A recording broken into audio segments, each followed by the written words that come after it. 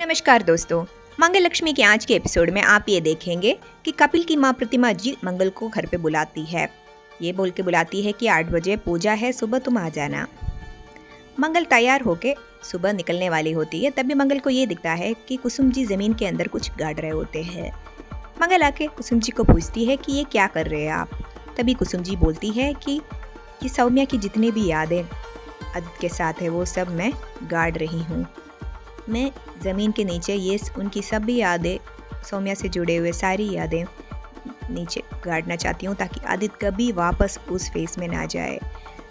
मुझसे आदित्य की इस हालत देखा नहीं जाता है। तभी मंगल बोलती है कि सब समय लगेगा, समय सबसे बड़ा हीलर है, वो हील कर देंगे आदित्य जी को। मंगल कुसुम जी का आशीर्वाद लेती है और वहाँ से चली जाती है। मंगल आदित्य के घर पे, कपिल के घर पे पहुंच जाती है। वहाँ पे ये दिख जाता है कि पूजा के सारे तैयारियां हो चुके हैं, लेकिन बुआ जी पूछती है तुम इतनी देरी क्यों कर दी। तभी प्रतिमा जी बोलती है आ जाओ बेटा, बैठ जाओ पूजा के लिए और साड़ी बदल के आ जाओ। तभी मंगल पूछती है साड़ी क्यों बदलना है, मैं पूजा के लिए अच्छा नया साड़ी पहन के आई हूँ।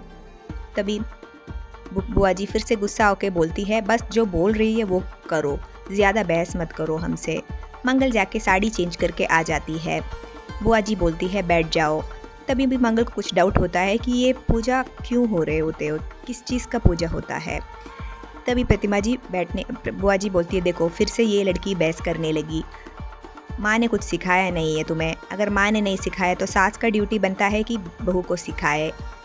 प्रतिमा जी बोलती है मंगल को बैठने के लिए। मंगल बैठ जाती है और मंगल को ये पूजा की सामग्रियाँ दिख जाती है। मंगल पूछने लगती है कि ये शुद्धिकरण का पूजा तो नहीं है, ये सारे सामान तो शुद्धिकरण की पूजा में यूज़ किया जाता है। कोई कुछ जवाब नहीं देती है। तभी बुआ जी बोलती है चुपचाप तुम बैठ जाओ, बाकी सब हम देख लेंगे। मंगल को और कोई चारा नहीं है, मंगल बैठ जाती है।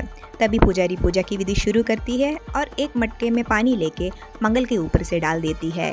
मंगल एकदम डर के उठ जाती है। मंगल पूछने लगती है कि ये सब क्या हो रहा है। मंगल समझ जाती है कि शुद्धिकरण की पूजा ही मंगल के ऊपर करवा रही है। तभी मंगल बुआ जी और प्रतिमा जी से पूछने लगती है कि आप ये मेरे ऊपर क्यों कर रही है। तभी बुआ जी बोलती है तुम एक डिवोर्सी है, तुम्हारा 2 बच्चे ही भी है, तुम गृहस्थ में ऑलरेडी रह चुकी है, अगर मेरे पोते से शादी करना है तो तुम्हें शुद्धिकरण होके आना पड़ेगा। तभी कुसुम जी उधर पहुँच जाती है क्योंकि कुसुम जी को पूजा का कुछ सामान मंगल को देना था। कुसुम जी ये सब सुनकर शॉक हो जाती है। कुसुम जी बोलने लगती है ये मेरी घर की बेटी है, आप मेरी बेटी से ऐसे बात नहीं कर सकती, इसको शुद्धिकरण की ज़रूरत क्यों चाहिए, हमेशा लड़कियों को ये शुद्धिकरण करवाने के लिए क्यों बोला जाता है। डिवोर्स में हमेशा लड़कियों का गलती नहीं होती है, लड़कों का भी गलती होता है। शुद्धिकरण चाहिए तो वो मेरे बेटे को चाहिए, मंगल को नहीं। मंगल इस डिवोर्स में मंगल की कोई गलती नहीं है, पूरी गलती मेरे बेटे का ही है।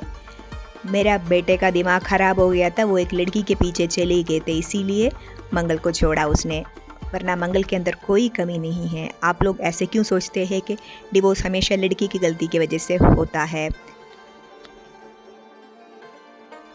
बुआ जी बार बार बोलने लगती है कि ये सब छोड़ दो, अब तुम बैठ जाओ, पूजा का विधि विधान ख़त्म करो। तभी मंगल हाथ जोड़ के बुआ जी को बोलती है कि नहीं, मुझे एतराज़ है कि मैं इधर बैठूं।